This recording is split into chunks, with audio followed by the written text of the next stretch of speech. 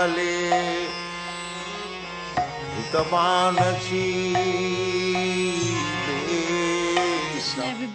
and welcome to our, I think this is the fourth session of our Dasavatar series. So as we know, Lord Krishna has range of forms in which he decides to engage with us. So we've been looking at the very infamous Dasavatars. So we've been kind of exploring, we've all been on a little journey really exploring Lord Krishna's forms through different yugas. So we saw how during the Sattva Yuga, Krishna decided to engage with us in more sort of animalistic forms. So we saw the Matsya, the big fish, the Kurma, the tortoise, the Vraha, the boar that playfully kind of defeated Hiranyaksha, then the half lion, half man, Nrsimhadev, who then kind of defeated Hiranyakashipu.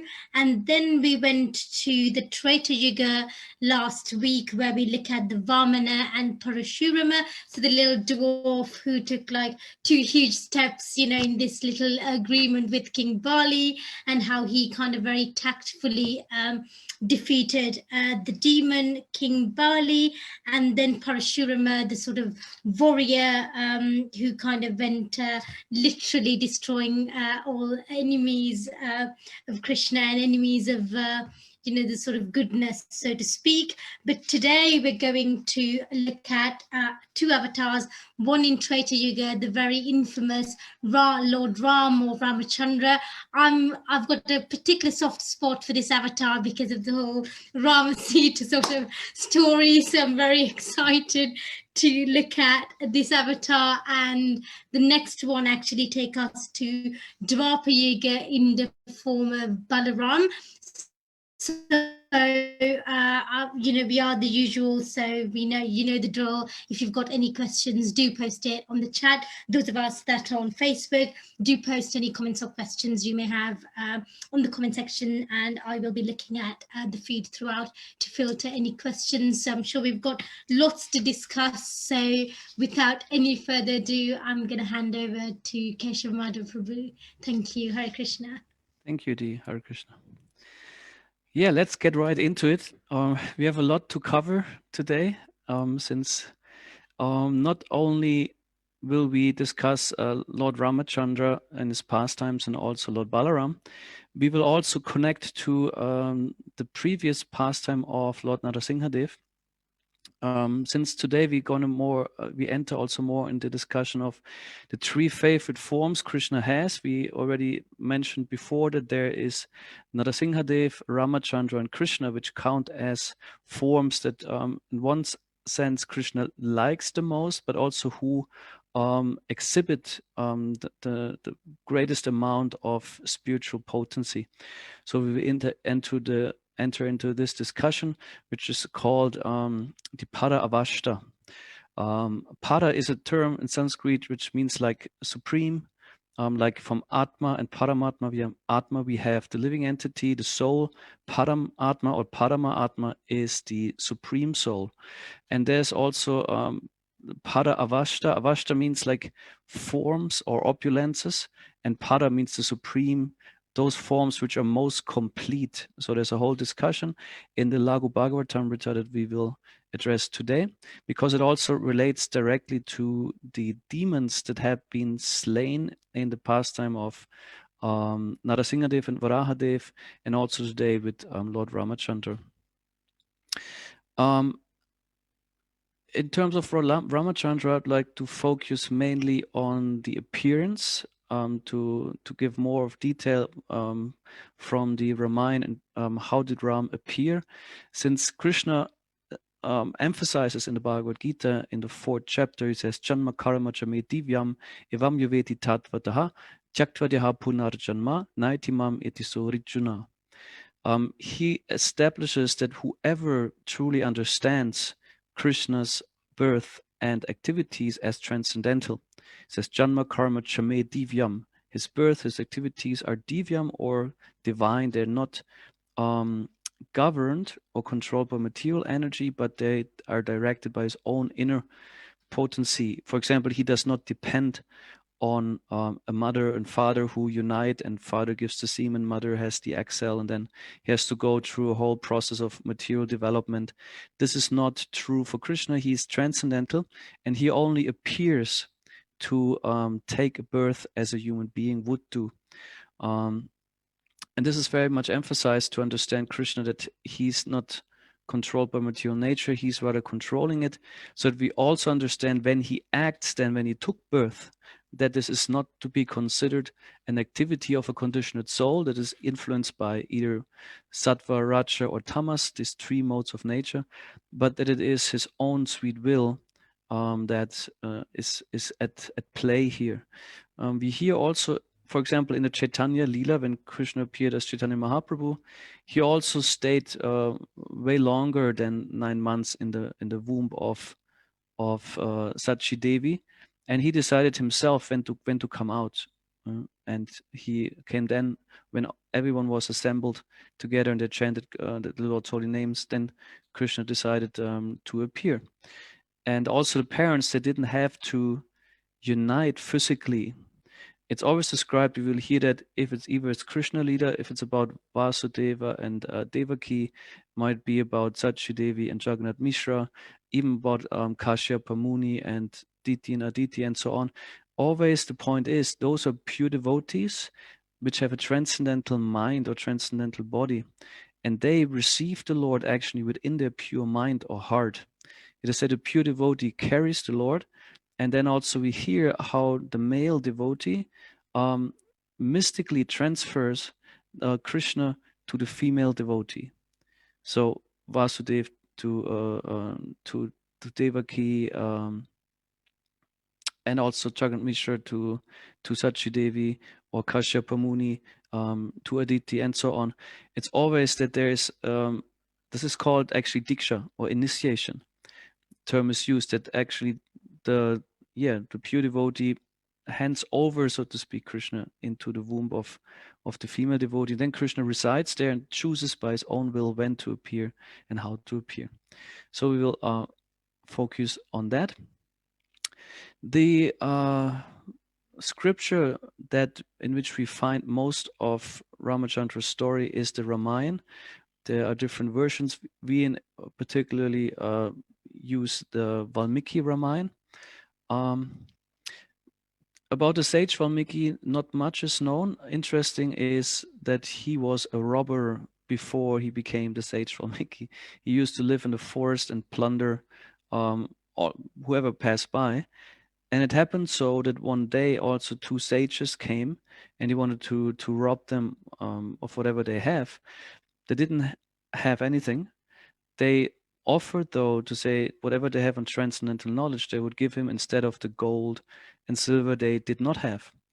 And fortunately, Valmiki agreed to that, and then he became enlightened, and then later on became the sage Valmiki. So started off as a robber, as there's a saying, every sage has history.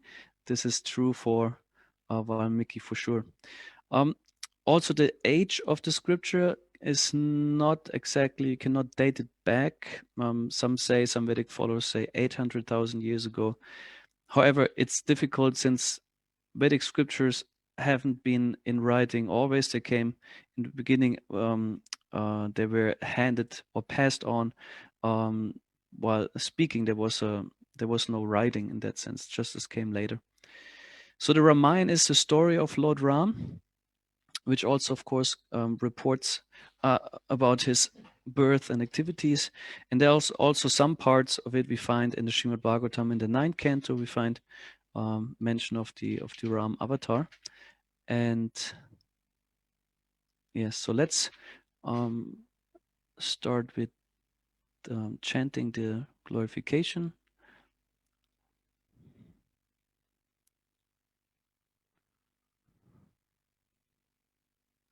Okay, it's a beautiful picture where all the important associates of Lord Ramachandra are there. We will hear about them in more detail.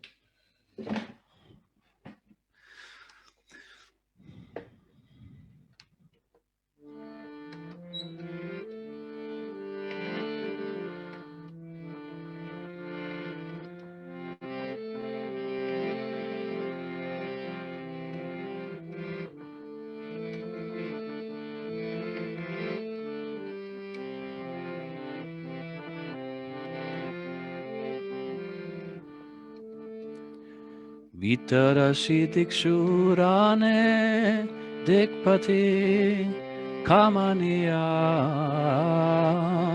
dashamuka mauli balim Ramaniyam Keshavadrita Rama Sharira Jaya Jagadisha Hare Jaya Jagadisha Hare Jaya Jagadisha Hare. O Keshava, O Lord of the universe, O Lord Hari, who have assumed the form of Ramachandra, all glories to you. In the battle of Lanka, you destroy the 10-headed demon Ravana and distribute his heads as a delightful offering to the presiding deities of the 10 directions, a feat long desired by them all, whom that monster had much harassed. So we hear in the glorification about one of his principal pastimes, which is the defeat of the great demon Ravana. Of course, Lord Ram, he performed much more amazing pastimes, or in the process of getting to Ravana, he performed many amazing pastimes like building a bridge over the ocean from India to Lanka. An important detail is many assume that with Lanka we mean Sri Lanka, but this is apparently not correct. Since there's also it was in a different age. On Srila Prabhupada's, there's statements that actually Sri Lanka, this Lanka here, where Ravan was living, was referred to Brazil, which makes also sense if you look at Lanka means city of gold. It was very rich, and actually many or most of the gold that we find on Earth, a lot of there is in Brazil. So there's some indication, or that this can be even explained by the movement of the continental, how you call that, pieces over time. So it's not actually Sri Lanka. So Ravan was a very powerful demon. He said he was 10-headed. That was his original form. And let's hear a bit more about that. Since also the Ramayana, if you look at it, it introduces us actually with a background or a history of Ravan. Actually, it does not start immediately, or like at least the book as it is done in a translation, it does not start with informing us immediately about Lord Ramachandra, but it first informs us about the great demon Ravana. Ravana literally means, sometimes with the English pronunciation, I'm sorry. The name means one who makes others cry. And this is very significant because Ravana managed to cause a lot of harm, pain, and hurt to so many people. One of his, let's call it, favorite pastimes is that he used to abduct and also violently rape women. This was one of his atrocities, besides killing and oppressing in different ways all the inhabitants of the universe. And it came that he was again on a journey. He belongs to the race of Rakshasas. Rakshasa means is man-eater, or it's translated as man-eaters. These are powerful demonic beings who in their original form look very gruesome. They're very, in a sense, they have sharp teeth and also sharp ears. They have their hairs are said to be of copper color, and they have like intense eyes and quite strongly built also as demons. But they have the capacity to conceal that demonic form and assume human forms and all kinds of other forms. So Ravan having 10 heads, actually, and also 20 arms. So correlating to the heads, he had also accordingly pairs of arms. So quite a monstrous appearance. But he used to have his human appearance that he showed to the world, which is maybe an interesting metaphor that relates to the people in Kali Yuga who have demonic tendencies. Outside we have a shape of looking like this, but inside we might also have our 3, 4, 5-headed demon that we do only reveal at certain occasions. So he was journeying the higher planetary systems, the spheres, and he came to saw a very beautiful woman performing severe austerities. She was there, sat only in a black deer skin. Her hairs were matted, and kind of like a rather thin piece of cloth to cover her legs. She was in a sitting posture, performing austerities, and she was extremely beautiful. And Ravan said he could not in any way resist the charms of any woman, or like at least those particular who were very beautiful. And he, of course, had to approach her, which is very rude in the first place. Let's imagine you sit there, chant your japa, or you want to meditate and read, and someone comes and in a very loud way starts to have a conversation, completely disrespecting what you're doing. You think, what? And Ravan came just straight to her and approached her. Who are you, dear lady? Whom do you belong to? What are you doing here performing meditation? And then she replied how she is the daughter of a great sage. Her name is actually Vedavati, and that she is actually the personified Vedas. It is to be understood that she is actually a form of Lakshmi Devi who was there. And she also made known to Ravana that she only aims at being or getting married to Lord Vishnu. This triggered Ravan, of course, because he knows his ancient enemy Vishnu. And we also will hear later how Ravana in his previous life was Hiranyakashipu, who now took birth as Ravana. This was the second birth of Vijay.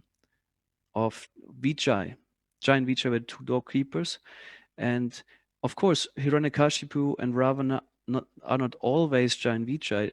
In many occasions they are regular jivas, because giant Vijay do not come all the time whenever this pastime happens. In this particular pastime they were.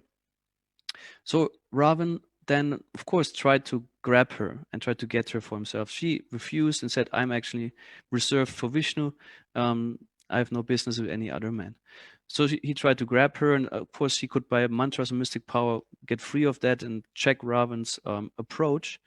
And then she got very angry, and she said, I practically have to leave my body now because you defiled me by your touch.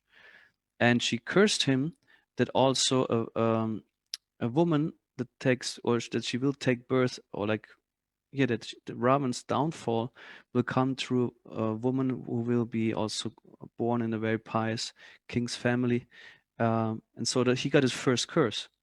It means first in the narrative, there's the first curse by very disrespectfully approaching a saintly woman. And then she, by her own mystic power, set her body into fire and left this body. So Vedavati was a form of Lakshmi who later on actually became Sita Devi. So Ravan was a little disturbed usually by the curses he received. He usually dismissed them as some kind of nonsense. Occasionally, though, he took something seriously, as we will hear. So he went on because he was on a tour, and his tour led him to, and generally the heavenly planetary systems.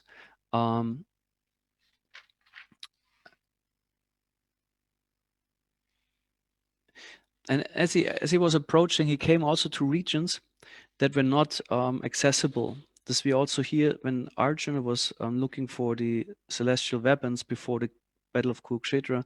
He wanted to go to all kinds of planetary systems and also to see Lord Shiva and so on. And in some areas he was not allowed to enter because no human being could enter, or like only very highly developed saintly beings can enter. And also Ravan came to the area of Mount Kailash where Lord Shiva is residing. And we know that every great god also has an animal carrier, like Vishnu has Garuda as his carrier, and Shiva has Nandi, the white bull. And Nandi assumed kind of a strange form. He had a monkey-like shape and face, but then was very tiny and also though very muscly, and he appeared some kind of deformed.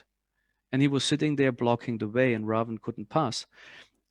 And Ravana, of course, arrogant as he is, he very disrespectfully approached this creature and saying, "Hey, get out of my way. What are you doing here?" And Nandi informed him, "This area is not accessible to anyone. Also not you. This is the residence of Lord Shiva, and you cannot enter." And Ravan got very angry because he had no respect for anyone. He felt like, who is this Shiva anyway? And he also let Nandi know that. So not that he only disrespected Nandi and even threatening to kind of kill him, he also dismissed the glories of Lord Shiva. So Nandi got very angry and actually wanted to kill him, but then holding back because he knew it's not my task to do that. So he restrained his anger and actually cursed him also, that though he is so now looking down on his monkey-like features, there will be many powerful monkeys taking birth who will also be part of his downfall. So second curse that Ravan collected.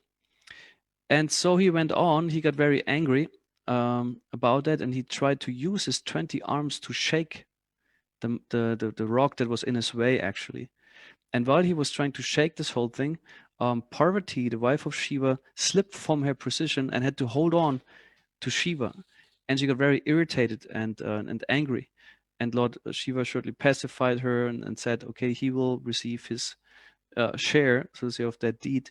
And then came the third curse came, since he was so disrespectfully, in a violent way, disturbing a woman, he will also be practically brought down by a woman, which is then Sita Devi. And then what Lord Shiva did is he only used his toe, and with his toe he stepped on this rock or hill and made it immensely heavy. So, and Ravan, though a very powerful demon with 20 arms, he could not lift it. He was stuck. So, and one of the chiefs of Ravana informed him, saying, "Hey, this is Lord Shiva. He's very powerful. But actually, since you have Vedic knowledge, you know how to worship him. So please worship Shiva in order to free yourself from that situation." And then Ravana, while being trapped like this, he chanted so many prayers and did worship for Lord Shiva. But it took still 100 years. Shiva was not so generous, so he let him struggle quite a bit, a whole century. I don't know in what exact calculation, but it's a long time. And Daidon was pleased and came to Ravan and saying, "Okay, I was pleased with your worship. Now please leave." And now here comes a very remarkable characteristic of Ravana. Not just that he considered himself kind of lucky that he got away. Shiva could have destroyed him, obviously being superior. What did he do? Selfish and arrogant as he is, saying, "If you are truly pleased with me, please give me your weapon." And so this was his reaction. He was obviously in a very, how to say, dangerous situation, but then still being very full of himself, thinking, now I did something nice to please Shiva, he owes me. Not that I did something wrong and he was merciful with me. No, now he owes me. that's kind of his mentality. And Shiva was smiling. He, of course, knew the higher plan, and he also gave him one of his weapons. It was not so clear if it's a trident or some other spear weapon that he received. So Ravan was happy and then moved on, took another road, and ultimately came to the realm of the humans.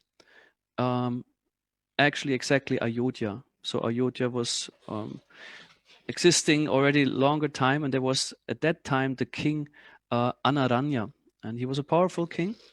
Actually, also quite renowned, had quite some mystic abilities, and the Rakshasas came upon them just attacking them.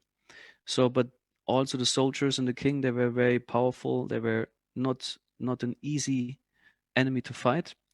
So, and there was a strong battle going on between Rakshasas and humans. The Rakshasas had the advantage, they can just disappear from the scene practically up in the air so that the enemies miss with their weapons. So in this way, they had a strong advantage by coming practically from visibility to invisibility, attacking out of the shadows more or less. So they managed to diminish the army ultimately quite a lot. And the king came out, and he had powerful elementary weapons. Instead, he had a sound weapon, and the sound weapon was, even if you can't see the enemy, it can sense the enemy by his whatever vibration comes from the movement. So the weapon found the Rakshasas and destroyed them. And there were other weapons like wind weapons that where he could throw them miles away and so on. Ultimately, Ravana though was stronger in battle, and he managed to defeat the king.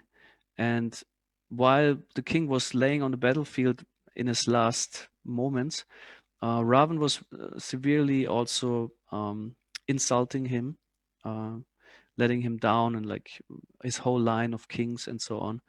And with some last of his words, the king cursed him to say, okay, now you speak so arrogantly about the humans and the kings, but you will be actually defeated by a Kshatriya king who comes in exactly that line.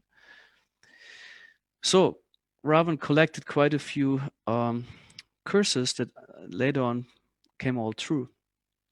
And so this is a bit, we get a bit an entry into the story by hearing about Ravana, who had the desire to not just be the lord of the universe. He was, stereotypical dictator, and took pleasure in violating others, oppressing them, abusing them, and all the demigods suffered.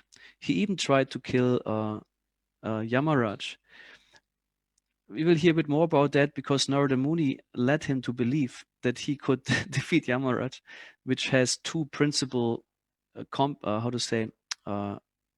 companions, which is death personified and time personified. They fight on Yamaraj's side, and Ravan went to the abode of Yamaraj and also managed to get a fight. And Yamaraj could have actually destroyed him, but Brahma interfered and said, this will be done by Vishnu. So Ravan was led to believe that he actually defeated Yamaraj, though Yamaraj was only acting on the higher order and retreating from the fight. So that was the situation. The universe was again controlled by a great demon.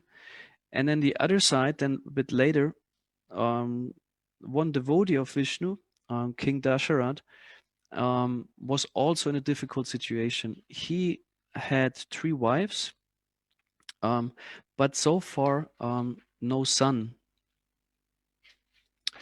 And he was very anxious about it. He had the 3 queens are Kaushalya, Kaikeyi, and Sumitra. These are the 3 wives. Kaushalya, the oldest. Kaikeyi is rather young, but is counts as the second wife, and Sumitra was the third wife. And the main priest, the head priest of King Dasharat, is Vishwamitra. He's a very important figure also in the whole Ramayana. And ultimately,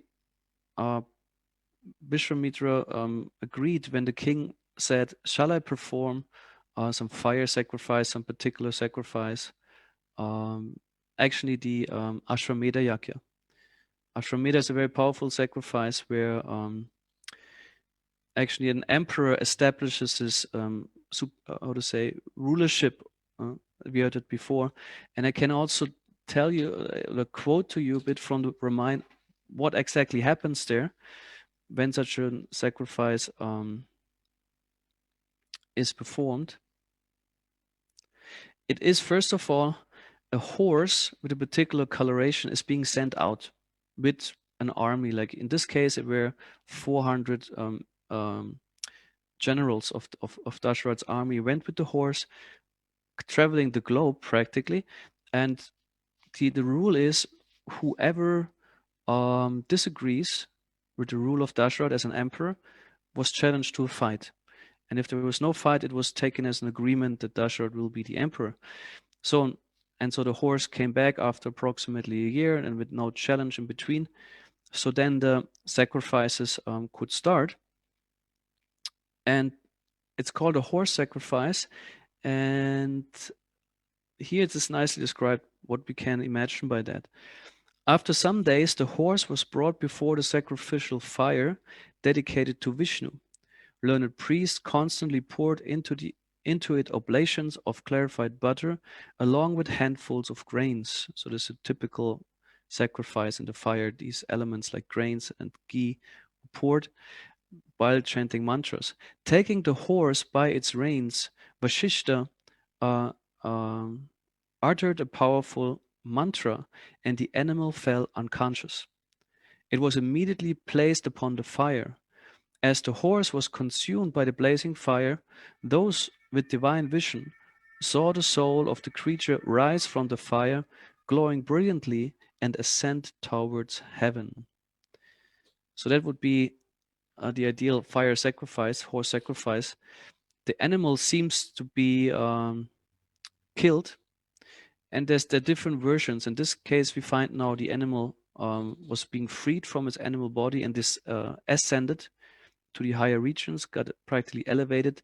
In other descriptions, we find the horse or the animal enters the fire and then comes out of it in a practically reborn from on the other side. Sometimes it's said also the animal attains a human body.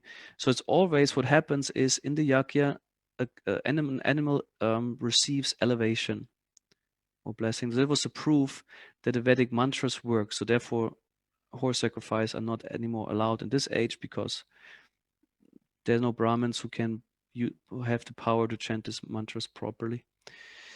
So, and then the whole procedure went on like this, a whole gathering of great personalities, also demigods, are invited to those yajnas.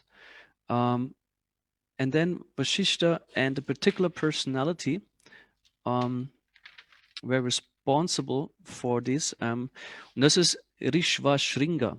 This was a Brahmana who was predicted helping Dasharatha obtaining sons. So when the horse sacrifice was like this completed, they came to like a final act. Final fire was lit, and Vishnu was being invoked, or the demigods. And those with divine vision could see that in the sky actually demigods assembled, and also Lord Brahma finally himself. And the demigods appealed to Brahma to please give Dasharatha the son or make Vishnu appear in Dasharatha's family out of two reasons. They said, now we have two needs. On one side, we are demigods, we're being tortured and or like oppressed by Ravana, and we need relief. And on the other side, King Dasharatha needs powerful sons in order to continue his line. So why yet now would be the perfect moment for Vishnu to appear. And Brahma was agreeing and meditated also on Vishnu. Vishnu himself appeared and agreed to become the sons. He already spoke. He will come as four. He will become the sons of Dasharatha. He says, I personally, as Narayan, will become the oldest son, Ram, and the three brothers will be representation or like manifestations of my weapons. And there are two statements in the Vishnu Dhammatara Purana. There it said that Ram, Lakshman, Bharata, and Shatrugna, which are the four brothers, they are manifestations of the first quadruple expansions, the first Vishnu forms. Vasudev is Rama, Lakshman would be Shankarshan, Bharata, Pradyumna, and Shatrugna, Aniruddha. So this is depending on the age in which they appear, they descend from maybe different forms. In the Padma Purana, it is then said, which is according to what we read here in the Ramayana, that Rama is Narayan himself, or Vishnu Tattva, Lakshman is Sheshanaga, and Bharat and Shatrugna accordingly are the Sudarshan chakra and the conch shell. So they manifest from different weapons, and at other ages they might come from different parts of Vishnu, but this is their identity. So in this form, they came down. So, and as a sign, the Dasharatha also could see a great divine creature, a messenger was sent who came out of the fire, also with the pot, it had payasam in it, or like amrit nectar. And it said, this is the nectar that the queens of Dasharatha were supposed to eat, and in this way receive Vishnu in their wombs. So it was the half was given to the oldest Kaushalya, And then again, the half of it, or like the half was given to Kaikeyi, who again gave a half to Sumitra. So it was split up like that. And they all took their part of this payasam, and Kaushalya then received Ram, Kaikeyi, Bharata, and Sumitra got the twins, Lakshman and Shatrughna. So this was their order of appearance, and this is how he appeared. So there was no, as we see, no intercourse, nothing. He entered through. One could say he was born out of Yakya, actually, because this nectar was, say, the agent, but actually it was Vishnu already manifest in there, agreeing to appear in the wombs of the queens. So this way he was manifesting himself.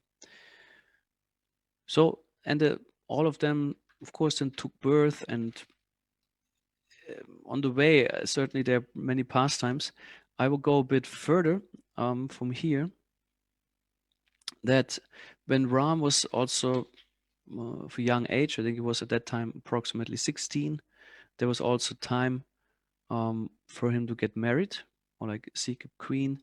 And King Janaka, in a different kingdom, he was known for his beautiful daughter Sita. Uh, and a Swayamvara ceremony was about to happen. In Janaka's possession was the great bow of Shiva. It's a very massive bow. There were two. No, one bow is from Shiva, and it was made by Vishwakarma. Yeah, Vishwakarma is actually heavenly, the architect of the demigods. So he built this amazing bow. Shiva once threatened the demigods with that bow to destroy them because they displeased him in some way. And later on, it was handed into the hands of King Janaka or his line, and they worshipped this bow as would it be Lord Shiva himself. We can see Shiva has quite a presence in many pastimes, also in this one with Ravana. There was Shiva already involved with this bow. Shiva is always quite present. So, and Swayamvara means actually the queen can choose the husband. Often the Vedic model we hear is like the arranged marriage, and it's true. Generally, it is like that. But Swayamvara means the princess chooses herself which prince to marry, and usually there's a test to find out who is suitable. You know, and in this case, the test was that the bow of Shiva, whoever can string it, that would be enough. We must assume or think of this bow is not just an ordinary bow of 1.50 meters or something. It was a massive, huge bow. They hardly managed to lift. I think they needed at least 100 people or soldiers to carry this thing from one place to another when they worshipped it. So it's a massive bow. And the task was, okay, if you can bend that bow and put the string into the whatever it's called, then that's it. And so many princes were humiliated in this effort. They hardly, they were not even close to lifting it. And for Lord Ram, it was easy. He came and picked it with one hand even, and hold it straight into the air, like, which was another thing, you know, if you can hardly lift it, what to speak of getting it up. And he took it in one hand, lifted it up, and then pulled the string, and he bended the bow. And when he was bending it to almost a full circle, it broke, and it made the sound of thunder. Oh yeah, string bows. And this sound was devastating. So so Ram proved, okay, he was the one, and Sita was also happy to affirm or confirm Ramachandra as her husband, because in her heart she was already deciding that he will be the husband. And on the way back, they met another personality. I said this last time. He has an overlap. On the way back, suddenly the sky darkened. You know, King Dasharath and with Ram and Sita, they're all heading back to Ayodhya, and there were bad omens in the sky. Like also there's jackals and all these birds. They made strange sounds, and the sky became really black with heavy clouds and thunder, and earthquakes were happening, really intense earthquakes and storms. And guess who appeared?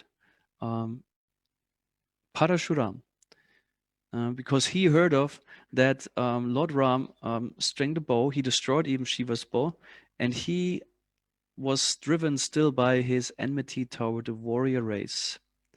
Um, so he appeared in front of Ram and Dasharat, being in a very inimical and arrogant mood. And he challenged Ram, saying, "Okay, I heard you string the bow of Lord Shiva. That's okay, it's good." And Lord Parashuram had himself a bow over his shoulder. So he appeared with his axe, the Parashu, and also with some fierce arrow. And he was standing there and saying, "If you manage to also bend this bow, then you're worthy of fighting with me." And he says, "And when you then fight with me and I kill you, you will attain fame." So he was very full of himself, so to speak, saying, "Okay, let me see if you're even worthy of fighting with me." And he said, "This bow is better than Shiva's bow that you had, because this is the bow for Vishnu. Vishwakarma made two bows, one for Shiva, one for Vishnu. This is Vishnu's one, and Vishnu is more powerful than Shiva, therefore this bow is a bit more of a challenge." And Ram stood firm, said, "Okay, don't think you can just treat me like any other king. Okay, I will accept the challenge." And he took the bow and he just like nothing, bent the bow, like put the arrow in like in just in one move, had it. And then Parashuram was immediately completely humiliated because he didn't expect that at all. And he recognized, oh, that's actually Vishnu. And in a faltering voice, like he prayed to the Lord and saying, "Okay, I acknowledge your superiority." And Lord Ram said, "Though the bow has to go somewhere, I cannot just like leave it like this, but I cannot shoot you because you're my superior. So tell me what to do with it." And there might be different stories in the Ramayana where Lord Parshuram says, "Please destroy with this bow my desire for fruitive activities." And as described, Lord Ram fired the bow, and then with it together, also Parshuram, he disappeared, he vanished. So this is how actually Parshuram was going back to Godhead, or better, going back to the spiritual world, and Ram was taking over. We heard that Parshuram appeared when the people are uncivilized, and Ram when they're civilized. So there was again a shift from of civilization. Civilization means always principles of Vedic culture in that sense. So there's a short meeting. So Ram and Parashuram met, and Ram defeated Parashuram. So we have a connection to the previous the Rāma-avatāra we discussed. And there was a short while only how Ram and Sita also could stay in Ayodhya, and because there was a whole plot on because Bharata's mother, Kaikeyi, she was very much influenced by her servant, which was is described as a hunchback woman, like very envious by nature, and she convinced Kaikeyi somehow or other that she was in great trouble because Ram would be installed king. Why not Bharat? She took it as, here actually you are being neglected. You will never, you are not in the favor of the king, and you should do something about it. And to make the story a bit shorter, the plot is that Kaikeyi arranged with Dashrath. She demanded the fulfillment of a boon she got from Dashrath once. And the boon was, okay, send Ram to exile and make Bharat king. Ultimately, this killed Dashrath. He was, first of all, he didn't understand what's happening, and was very torture for him because he could not bear separation from Lord Ram. Then the whole pastime could unfold how Ram enters exile together with Shiva, with Sita, and they immediately gave up all this royal dress, and they accepted tree bark clothing and all that kind of very aesthetic things, and they went to forest, and actually they enjoyed it there quite a lot. Lakshman decided to go with them, and Bharat and Shatrughna, obviously they remained in the kingdom. Actually, Bharat was not aware at that time because he wasn't present in Ayodhya. He was out on a mission, so to speak. I think he was fighting also a war, if I'm correct. And just later on received the news when he came back to Ayodhya that Ram was actually exiled. So they remained some time in exile. And that time, now Ravan comes again into play. Um, Ravan heard of Sita first from also his um, sister Shurpanaka. She once was actually into getting Lakshman. And I said she also is a fierce Rakshashi who has a very terrible form actually, but she appeared as a very beautiful woman. And first, she actually came and wanted to get Ram to marry her. And Ram said, "Oh, I'm a married man, but my brother Lakshman is available." And Lakshman had no interest in her. And then it came to that she revealed actually her form because she also got triggered, got angered. But Lakshman cut off her ears and nose. So quite a gruesome scene. And so she went back to her brother Ravana. And first of all, a military leader. There's a whole story. Quite a few battles were happening.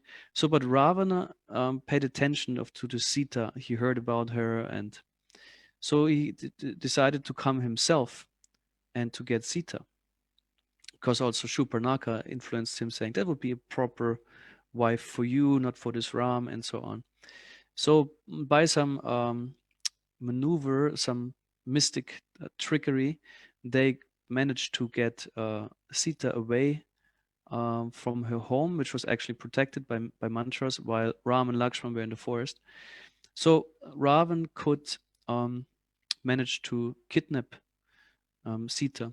And we heard before the name Ravan is someone who makes others cry, and one of his favorite pastimes was that he abducted and abused and raped women. And he went so far of his own brother, Nala Kuvera. Ravan is actually the son of Kuvera. Kuvera is the god of wealth, was a powerful demigod. So, um, and the wife, Ramba, if I'm correct, Ramba, yeah, of his brother, he felt very attracted to, and not considering that actually she used to be considered like a family member, a relative, he also violently forced her and raped her. And then his brother cursed him because he was also not able to defeat Ravan, but he cursed him to say, if you once more um, try to rape a woman, you will fall dead. And Ravan took this curse seriously. Other curses he didn't, but this curse somehow he took seriously. It is described because he saw it happening. He saw how others had been cursed like that, and they also, in effect, had been killed or fall dead by doing that. So he refrained from this moment on from forcing himself onto women. So Sita was, he tried to win her in another way. He kept her prisoner, but somehow or other he tried to manipulate her, influence her, so that she might find him the most suitable husband.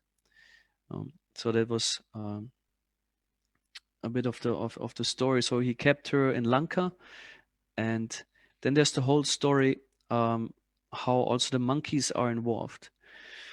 We heard before that there was a curse from Nandi in who was in a monkey shape, that he said, okay, you will be also defeated by powerful monkeys.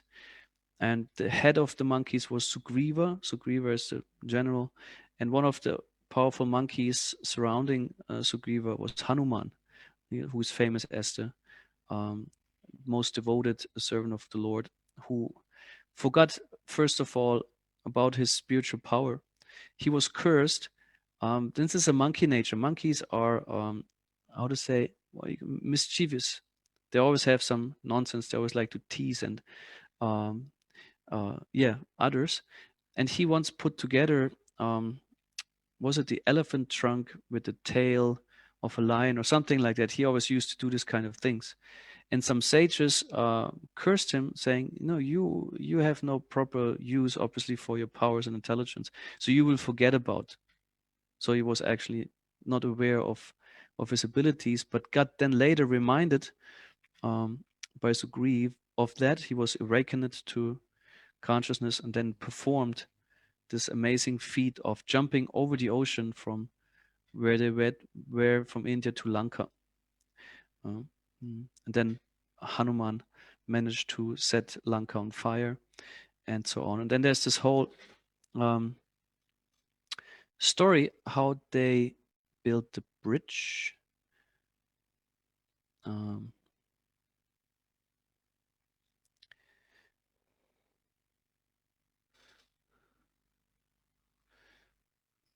yeah, this was still a picture with the bow. I forgot to put it in.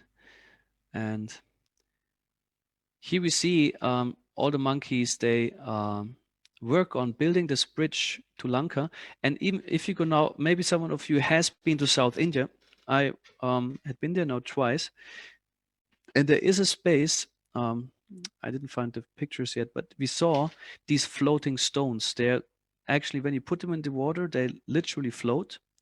And if you take them out, they are actually quite heavy. So there are some type of stones. They look a bit like sponges, but they really float on top, and you can touch them. Some priests, they also say they would sell you for a certain amount. So original bridge stones from this bridge. So it said they were actually marked with mantras that made them also float on the water. So that was one of the activities of Lord Ramachandra, where everyone helped, even little insects and birds. They all brought stones, and so together they built a bridge. And those demigods, those monkeys, were actually demigods that incarnated to assist Lord Rama in his pastimes. They were, of course, no ordinary monkeys, because in each pastime, Krishna or Vishnu brings with him his associates, like a king brings all his minister or the royal, how to call that, the assembly. So Ram is always accompanied also by those. And it came to the battle between Ravana and Ram. So Ravana was similarly like Hiranyakashipu. He was very much in the mode of passion, very intoxicated and very proud. He was also similarly blessed like Hiranyakashipu in the sense that no one could defeat him. But Ravana was very arrogant, and he considered animals and humans no threat. So they were not included in his blessings for immortality. So a human being and an animal could theoretically defeat him, but he assumed anyway this will never happen. So therefore Ram also came in the form of a human, because in order to comply also with the benedictions Ravana was receiving, and killed him ultimately with an arrow. We heard before Hiranyakashipu, Hiranyaksha was the first birth of giant Vijay. It is said that Hiranyakashipu and Ravana are Vijay. We don't hear so much about Kumbhakarna, which would be the brother of Ravana, who was also a massive demon, but somehow or other he got cursed. I don't know all the details, but he got cursed to sleep most of the time. He had long periods of sleep for months or whatever, and he could just awaken at certain intervals and then be present there. So this was the second birth of them.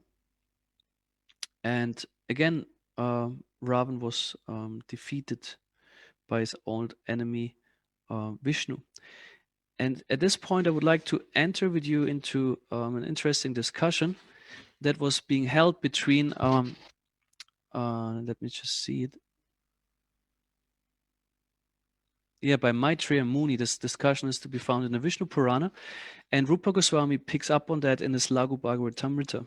This is the discussion of the Pada Avashta forms that I mentioned before, that there are three forms that are considered to be most complete or most perfect, and this is Narasimhadev, Ramachandra, and Krishna. And Maitreya Muni raised the question saying, how come that the jiva that was Hiranyakashipu did not attain liberation after being killed by the Lord in the form of Narasimhadev? Because commonly it is said, actually the demons are said who get killed by Vishnu or Krishna, they attain liberation. But in Hiranyakashipu's case, then he had to take birth as Ravana. And even as Ravana, he did not get liberation because he had to again come back as Shishupal. So this rose a question and saying, well, how is that? And the great sage Parashara, he was replying to this, and he gave the explanation um, that first of all, he he put it like the jiva that did not attain liberation. It is evident in a sense, of course, if there's the curse to Jai and Vijay that they have to come in 3 times consecutive, or three times in a row, then it makes sense they don't get liberation. But since this is an eternal pastime, which happens also with jivas in all the different other ages, so this question was raised. Um, and it is explained that actually Hiranyakashipu also was very much under the influence of passion. And he did not realize that Narasimhadev was Vishnu. It is said in the mode of passion, this is described in the Bhagavad Gita, a person makes, or knowledge in the mode of passion means one sees different kind of souls or living entities according to the body. Sattva means one sees the undivided nature. One can see that everyone is an Atma with different body and sees more that. And Tamas is complete lack of discrimination. So in passion, Hiranyakashipu considered Narasimhadev only a very powerful being which had accumulated a huge amount of pious credits, so therefore being so powerful. But he did not recognize him as Vishnu. And because he was so strongly concentrated then on the Lord in that way, with this passionate impulse, that made him eligible to attain wealth and power beyond that of the demigods. That was the blessing he got from that. We will later hear the conditions for what does it take so that actually a demon gets liberated by Krishna when they fight, because obviously not all demons get that. And it said Krishna insinuates, when he sneaks in the hearts of the demons he kills and charms them by his personality, by his names, and other attractive qualities. Lord Nrsimhadev is said he does not say exert this liberating or all attractive features. So he was not, so to say, within the heart of Hiranyakashipu, charm him or attract him. And this is explained later that there are 2 prerequisites for attaining liberation. This is all discussed in the Laghu Bhagavatamrita in the 5th chapter. One is that there is conviction that Krishna is the absolute truth. Hiranyakashipu didn't have that. So therefore his mind could not also absorb or like have this firm conviction of faith, or which means concentration or an absorption that can only come if there is that conviction. Or on the other hand, one must have extreme hatred toward the Lord. One could argue, but Hiranyakashipu had that, or isn't it Ravana had that? It was though not such a strong thing. He was inimical, certainly. He was absorbed, but not to that degree that his mind was really fully absorbed in Vishnu, neither in Hiranyakashipu nor in Narasimhadev, neither in Lord Ramachandra. The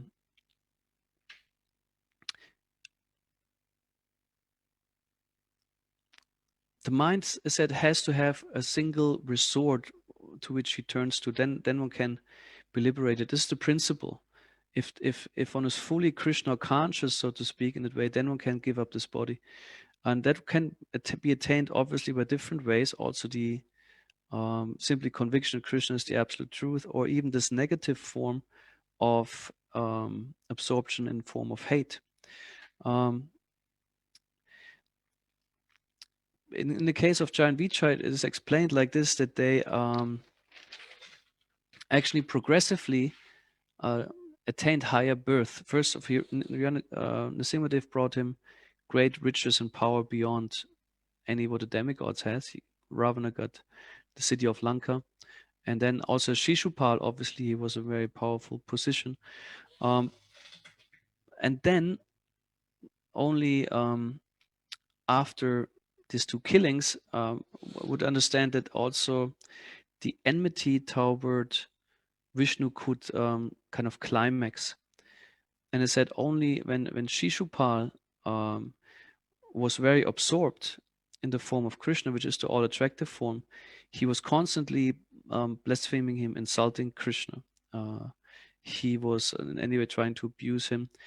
One reason why he was hateful is because Shishupal also wanted one of the queens of Krishna, which is oh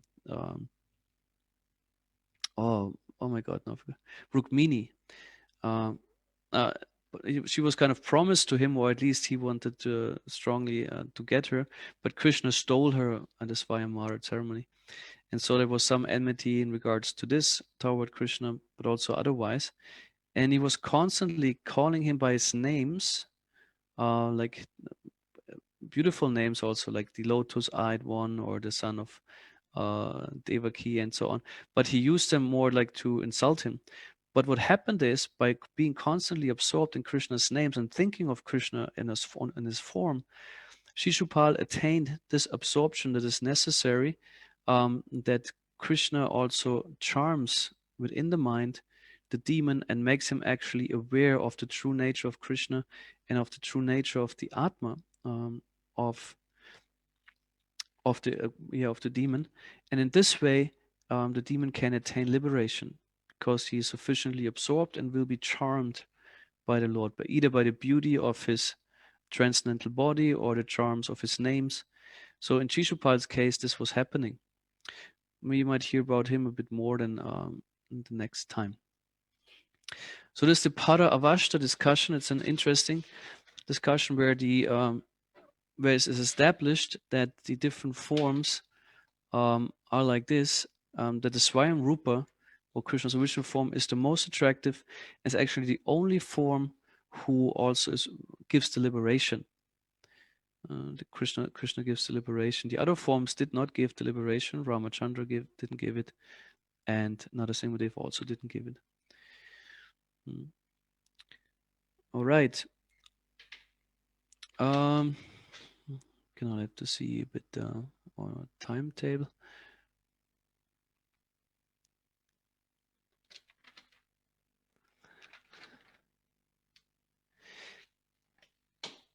All right, so we covered this so far. Are there any comments and questions on the Rāma-avatāra so far? Not a comment, a question, but a comment. I'm really disappointed that Ravana wasn't in Sri Lanka, because I think maybe it depends on which version you read, because everybody thinks it's Sri Lanka, and I think there was, according to the history, a king called Ravana. So I think maybe that's why this Ravana was associated with him, and also kind of sort of makes sense because Sri Lanka and India is so close. You could legitimately sort of do a bridge between South India and Sri Lanka with stones. So maybe, whereas Brazil seems a little bit far out, And apparently, I don't have all the details. I was just told so when we also were there. And those devotees, actually, one of them is rather a learned person, and also them. Apparently, there are Srila Prabhupada statements who confirm that by the movements of the pole, or to say the tectonic plates. Yes, this can be explained also in the time span, Treta Yuga to Kali Yuga. There's quite some time, so apparently it can be explained that there has been a different constellation. That actually Brazil would be the Lanka. This is what is mentioned here. Yeah. I was really disappointed. But no, I can't see any questions on Facebook either, so I think we can carry on, because we're short for time today, aren't we? Unless Sharadi, I can see you. Have you got any questions or comments? I know Sharadi quite likes the Ramayana. She eloquently tells all sorts of stories of Hanuman from Ramayana. No? Hare Krishna, I have a question. I always have questions.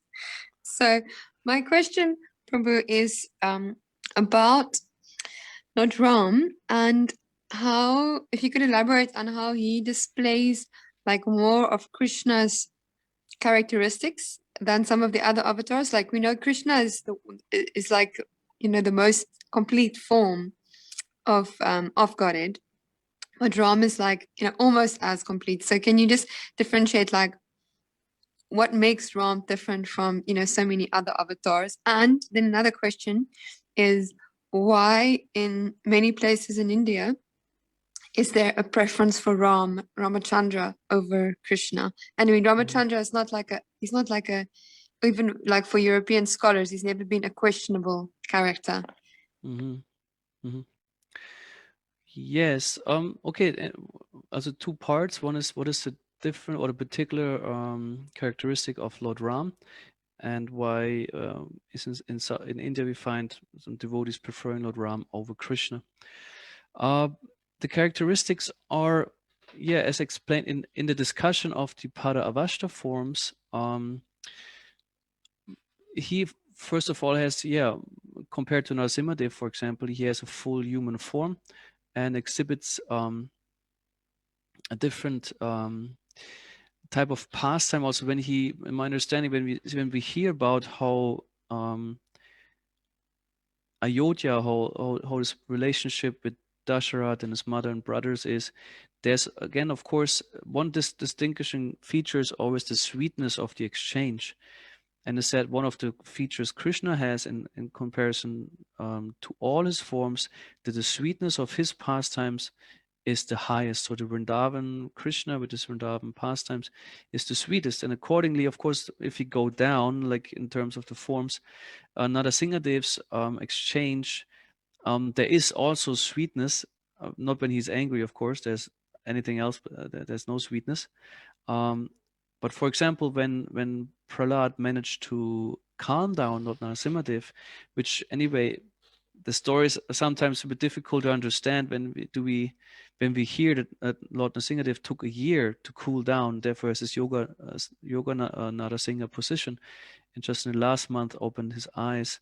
So when did that happen? That Prahlad pacified him, and Narasimhadev is described like a lion or lioness that licks his cub.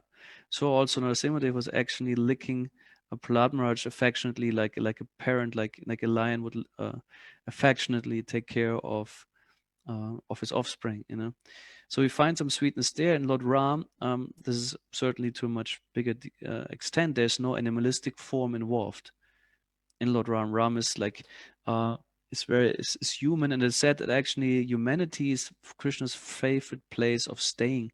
This is described in the second canto, also when the Virat Rupa conception is explained, that he favors humankind as a place to be and perform pastimes. And Lord Ramachandra brings a lot of culture. He said when the human beings are civilized, so he comes. He did one thing which is remarkable for him compared to other Kshatriyas also. It is common that if you see him, his own father, Dasharat, had three wives.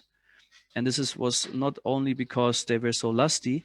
They, of course, had mode of passion. They were entitled to more enjoyment, but they also had a great responsibility to maintain or to secure the lineage. So they had to make sure that they're not just one son or two, but they should have rather many lineage, so the lineage could continue. And Ram did what is called Ekapatni Vrata. He vowed, I will only have one wife. There was also something particular he taught, so to speak, like be satisfied just with one woman for the Kshatriyas. I mean, for others were anyway just one wife, but for a Kshatriya this was extraordinary that he only accepted one wife. And there's the whole pastime also how he related to the Vedic principles. It is difficult to understand. I asked also different, like for example, Krishna Kshetra Swami. I saw also in a lecture once he dealt with the question.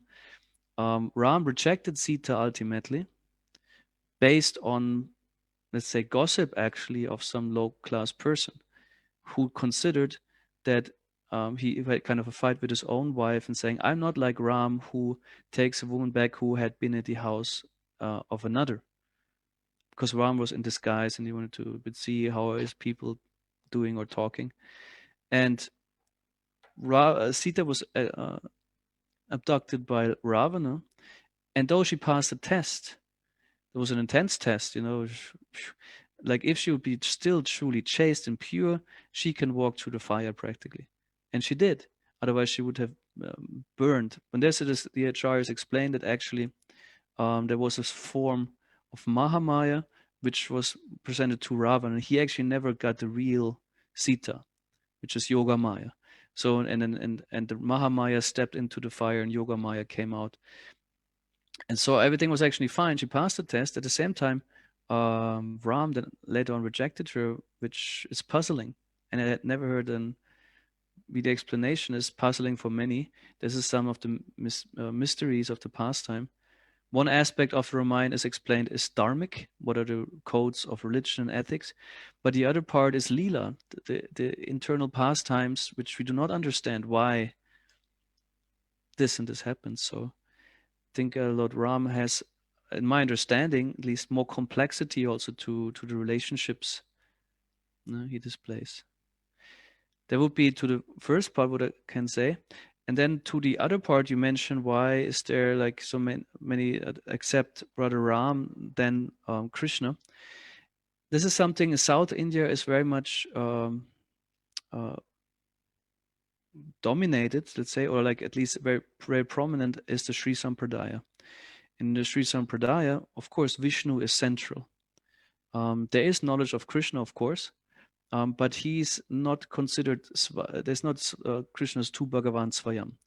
This is rather particular for the Vaishnavas, for the Gaudiya Vaishnavas, for them it's clear, the Rupa Goswami, Jiva Goswami, they established this shloka, what we said is the Paripasha Sutra in the Srimad Bhagavatam, where said Krishna is the origin of all avatars and he's the supreme form.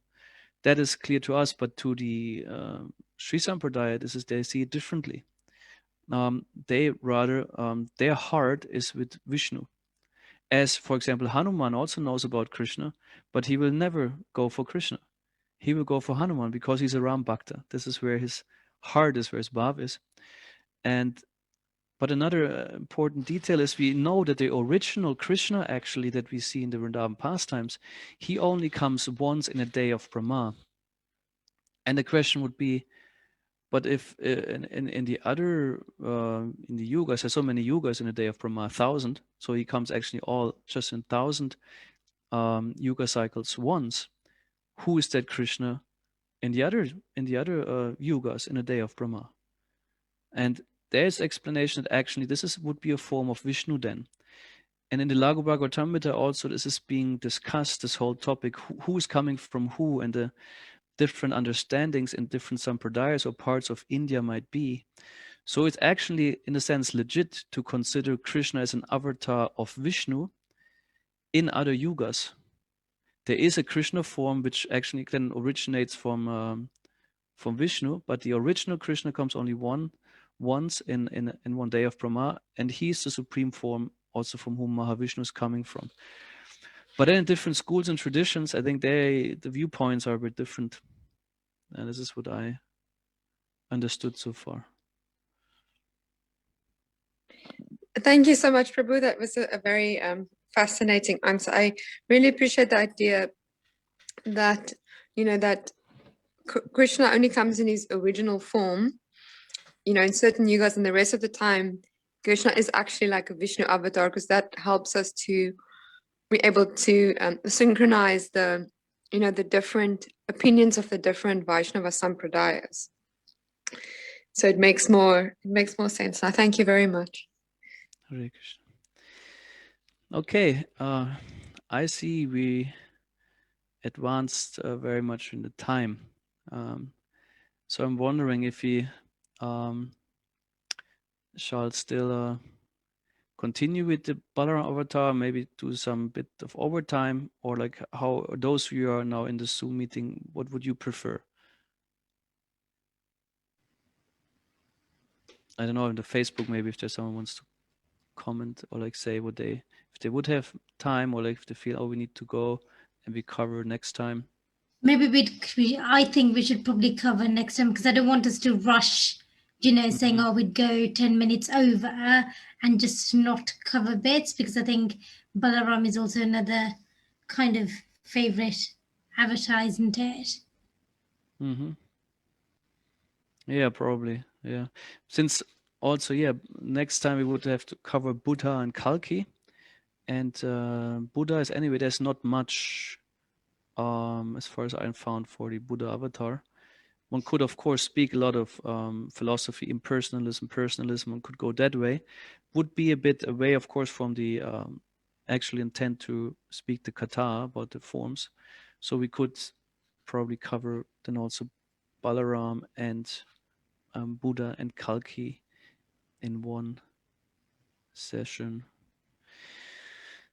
Okay, or then we would have time if there's another question or comment or sharing in regards to the Rāma-avatāra. No.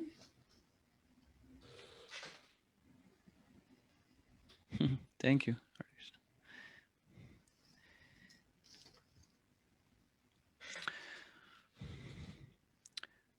All right. Do I have still something I have in my notes that I didn't share? Also, actually, was there anything? I know Hanuman was, being a monkey form, has a few interesting stories. Did you have any interesting stories about Hanuman? I must say, I just know a few things. I have not so far absorbed a lot in particularly Hanuman.